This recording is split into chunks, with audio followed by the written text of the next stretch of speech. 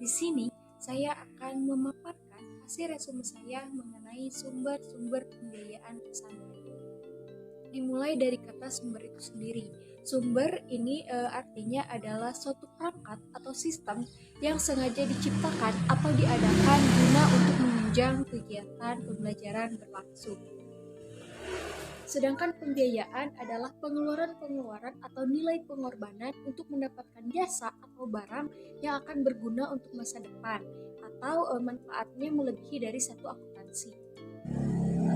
Nah, jadi dapat disimpulkan sumber pembiayaan adalah cara yang digunakan untuk memperoleh sumber dana keuangan untuk melakukan aktivitas tertentu. Dan juga perusahaan atau lembaga pasti membutuhkan sumber-sumber tersebut untuk memastikan kelangsungan fungsinya dan memperoleh uang untuk mencapai maksud dan tujuannya.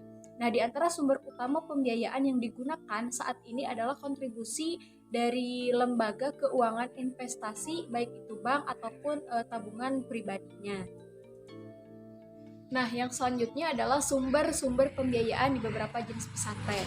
Nah, sumber-sumber pembiayaan pesantren secara umumnya itu dikarenakan pondok pesantren itu didirikan oleh seorang kiai atau yayasan, maka sumber pembiayaan dari pesantren itu sendiri terdiri dari uang bulanan syariah, santri, dan bantuan masyarakat dalam bentuk zakat, infak, sodako, maupun itu ada sedikit hibah dan wakaf.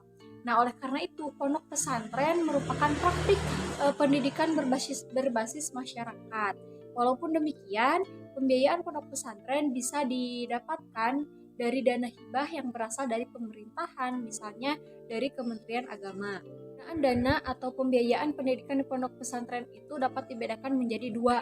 Yang pertama itu adalah dana operasional, di mana dana operasional yaitu pengeluaran yang dilakukan untuk semua kegiatan yang mendukung proses kegiatan mengajar, mengaji, dan guru dan dewan pengurus dari pondok pesantren itu sendiri. Nah, lalu yang kedua adalah pengeluaran modal. Pengeluaran modal ini dilakukan untuk membiayai barang modal aktif tetap seperti tanah, pembangunan lokal pesantren atau sekolah, dan membeli peralatan-peralatan yang berada di sekolah itu sendiri. Adapun sumber dana pondok pesantren itu sendiri, yang pertama ada dari Dewan Pendidikan, yang kedua ada komite sekolah, yang ketiga dari Persatuan Orang Tua Siswa, yang keempat dari perkumpulan olahraga, yang kelima perkumpulan dari seni, dan organisasi-organisasi lainnya. Sehingga dapat dipahami bahwa dana pondok pesantren itu adalah sejumlah dana yang digunakan untuk pembiayaan pendidikan yang berasal dari masyarakat atau pemerintah.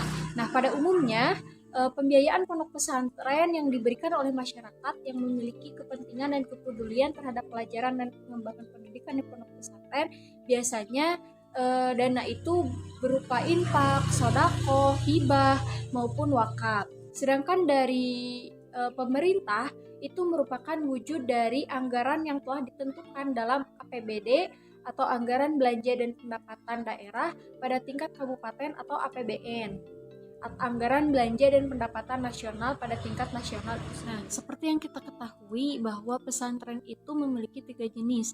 Yang pertama ada pesantren tradisional, yang kedua ada pesantren modern, dan yang ketiga ada pesantren semi tradisional modern. Nah, sumber-sumber dana pembiayaan dari ketiga pesantren ini, contohnya yang pertama ada pesantren Tahfizul Quran Al Hasan Badara Ponorogo, yang mana ini termasuk ke dalam pesantren modern. Nah, faktanya sumber-sumber dari pembiayaan dana pembiayaan dari pondok pesantren ini hanya bersumber dari masyarakat dan orang tua santri itu sendiri. Nah, lalu yang kedua ada pondok pesantren modern Al Ihsan Bale Endah. Nah, ini dapat kita ketahui bahwa ini termasuk ke dalam pesantren modern.